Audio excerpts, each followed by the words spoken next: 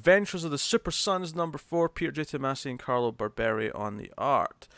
So, the Super Sons ride off a space cabbie quickly to get out of Dodge, and there's some... Basically, they keep messing with the flight controls, space cabbie's cab breaks down, and they end up in a creepy mansion on another planet that turns out to have timey-wimey elements going on, and the book ends with a cliffhanger of them running into adult versions of Damien and John. Thoughts, Matt? Yeah. House of Secret Whispers, is that what it is? No, it was House of Secret Mysteries or something like that. There you go. There's House of Secrets, House of Mysteries, and now we've got the new one, right? Which is House of... Oh, God. No, but it's not one of them. It's not one of them, though. No, but I feel it was an amalgam of them. Yeah. It's the House of... It's a new thing. It's not like one of those, yeah. Yeah. So I thought it was fun. The part that got me the most is they're in Space Cabbie's cab, which is more like a spaceship than a cab in this story. And either Blue or Red is sick. I think Blue is sick the first time. Blue is sick, and they're like, he explains to Damien that he can feel everything Blue's feeling, but he doesn't feel sick, and it's probably because Blue's taking on all of the sickness himself, so Red doesn't have to feel it, because that's what heroes do. And Damien just gives him a look and goes, "You just inspired yourself. I am so over this." Yeah, and it becomes a running joke throughout the issue, though. So good. Because later on, they start talking about how each other inspire each other. This it just cuts to Damien's face, and he's like, there's enough of this.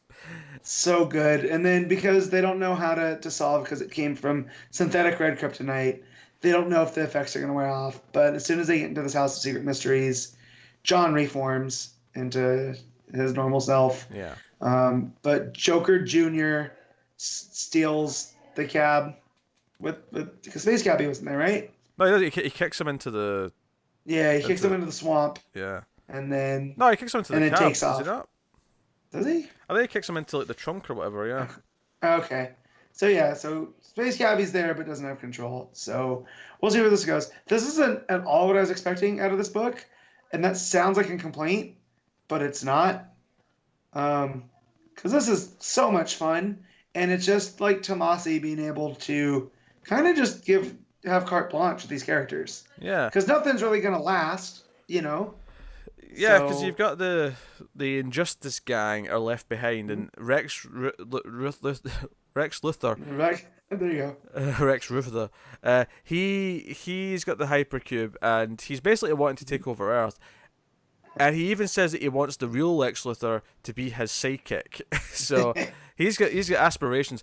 I actually want him to meet Lex Luthor just so Lex Luthor can put him in his place in minutes. That would delight me. I want him to punt him off of the Luthor Court building. Zed, Connor, you happy? Yeah, better. Because he's such a little snot-faced smart arse that I would be delighted for Lex to put him in his place. Thinking he can measure up to the greats. How dare he?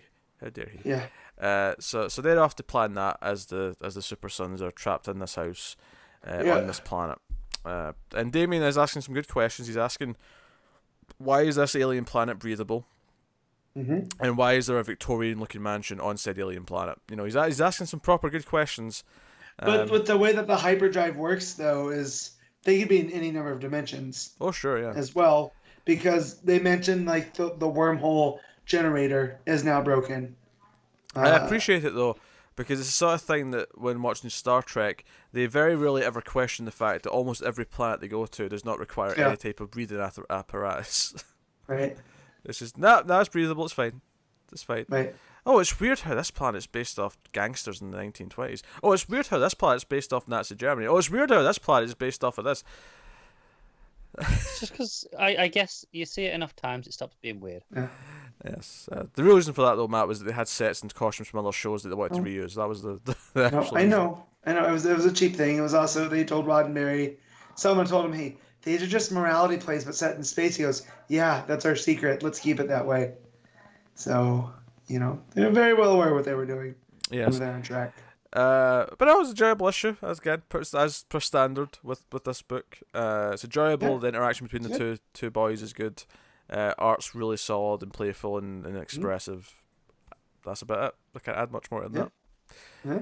that. So what are you giving it? It's an 8. I really enjoyed this issue. Just the John stuff, inspiring himself, and Damian just being so annoyed, and then Rex wanting Lex to be his sidekick. Like, it just, I couldn't have plotted this. Like, when this book started, I had no idea they would be in the House of Secret Mysteries meeting middle-aged versions of themselves. So it's not just that they're older, they're like older than their parents.